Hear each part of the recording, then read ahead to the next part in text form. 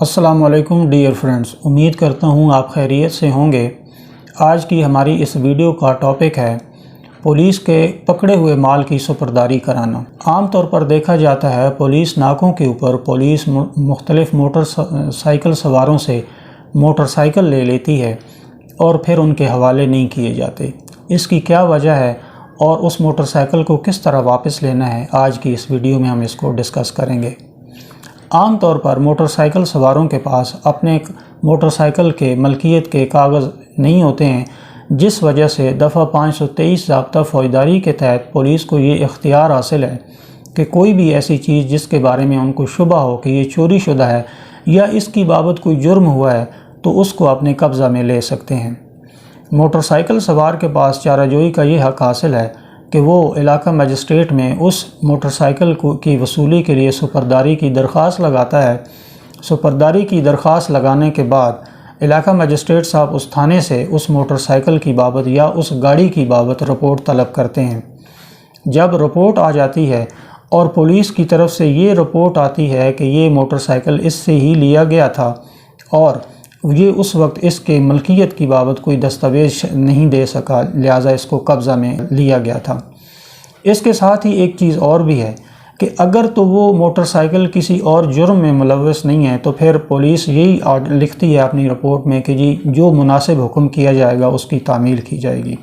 لیکن اگر پولیس اس رپورٹ میں یہ لکھ دے کہ یہ موٹر سائیکل یا یہ گاڑی کسی جرم میں ملوث ہے تو پھر سپرداری کے تحت عام طور پر وہ جو گاڑی یا موٹر سائیکل ہے وہ اس کو حوالے نہیں کیا جاتا ہے، کیونکہ وہ کیس پراپرٹی بن جاتی ہے، اور کیس پراپرٹی کے حصول کے لیے پھر آپ کو متعلقہ عدالت میں جہاں پہ وہ کیس چل رہا ہوتا ہے وہاں پہ درخواست دینی ہوتی ہے اور وہ عدالت آپ کو وہ موٹر سائیکل یا گاڑی واپس کرتی ہے۔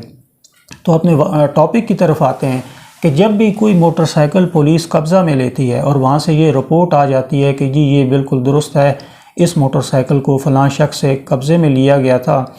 اور اس کے پاس اس کی ملکیت کا ثبوت نہیں تھا، تو پھر عدالت اس سے ملکیت کا ثبوت مانگتی ہے۔ اگر اس کے پاس ملکیت کا ثبوت ہو اور وہ کسی اور جرم میں ملوث نہ ہو تو پھر اس کو اس شخص کے حوالے کرنے کا مجسٹریٹ صاحب آرڈر کر دیتے ہیں۔ دوسری طرف آتے ہیں کہ کوئی ایسا کیس جس میں مثال کے طور پہ گاڑی یا موٹر سائیکل ہے جس کی بابت آپ نے سپرداری لگائی ہے اور رپورٹ آئی ہے کہ جی یہ فلاں FIR میں ملوث ہے، تو پھر آپ نے کیا کرنا ہے کہ پھر آپ نے اسی عدالت میں جہاں پہ اس پراپرٹی کا کیس چل رہا ہے وہاں پہ جا کے آپ نے سپرداری کی اپلیکیشن لگانی ہے، کیونکہ وہ کیس پراپرٹی ہے تو اس میں پھر آپ کو شورٹی بانڈ بھی دینا ہوتا ہے، اور شورٹی بانڈ دینے کے بعد عدالت آپ کو آرڈر کرتی ہے کہ جب بھی اس کیس میں اس گاڑی کی یا موٹر سائیکل کی ضرورت ہوگی آپ نے ہر تاریخ پہ اس کو پیش کرنا ہے، اور جب تک کیس کا فیصلہ نہ ہو جائے آپ اس کو سیل نہیں کر سکتے، کہ کسی طریقے سے آپ اس کو ڈسپوز آف نہیں کر سکتے ہیں۔ تو یہ طریقہ کار ہے کہ آپ کی جو پولیس ناکے کے اوپر موٹر سائیکل یا گاڑی پکڑ لی جاتی ہے تو اس کو ہم کس طرح قبضے میں لیتے ہیں۔ اسی طرح فرینڈز، اگر ایک موٹر سائیکل کے بارے میں آپ عدالت میں اپنی ملکیت کا کوئی ثبوت نہیں پیش کر سکتے اور آپ لاس پوزیسر ہیں تو لاس پوزیسر کو بھی کوئی اور اگر سامنے نہ آئے اس کا مالک تو لاس پوزیسر کے طور پر بھی گاڑی اس کو دی جا سکتی ہے۔ لاس پوزیسر کا مطلب ہے یعنی یہ وہ شخص ہے جس کے پاس سب سے آخری دفعہ یہ گاڑی اس کے قبضے میں تھی۔ اسی طرح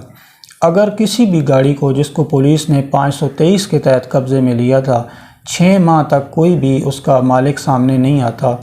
تو مجسٹریٹ صاحب اس کا اشتہار جاری کراتے ہیں، اور اشتہار جاری کرانے کے بعد اگر وہ چیز خراب ہو رہی ہے تو اس کو سیل بھی کرنے کا آرڈر کر سکتے ہیں، اور اس کے جو پیسے ہوں گے وہ عدالت میں جمع کر دیے جاتے ہیں، اور جب بھی اس کا کوئی مالک سامنے آتا ہے پھر وہ پیسے اس کو دے دیے جاتے ہیں۔ اور اگر کوئی بھی فریق یعنی جس نے اپلیکیشن لگائی ہے وہ اپنی ملکیت ثابت نہ کر سکے، اور کوئی ایسا فریق ہے جو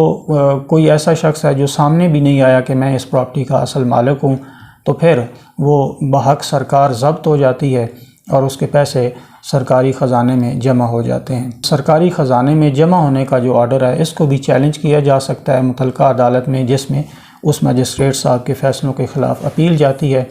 اور وہاں پہ آپ اپنا اگر قبضہ یا حق ثابت کر سکیں تو پھر آپ کے حق میں وہ آرڈر ہو جاتا ہے۔ ڈیئر فرینڈ، امید کرتا ہوں کہ آج کی اس ویڈیو سے آپ کو جو اپنے موٹر سائیکل کی سپرداری یا گاڑی کی سپرداری کا طریقہ ہے اس کو سمجھنے میں مدد ملی ہوگی۔ انشاءاللہ اپنی نئی ویڈیو میں آپ سے جلد ملاقات ہوگی، تب تک کے لیے اجازت دیجیے۔ اللہ حافظ۔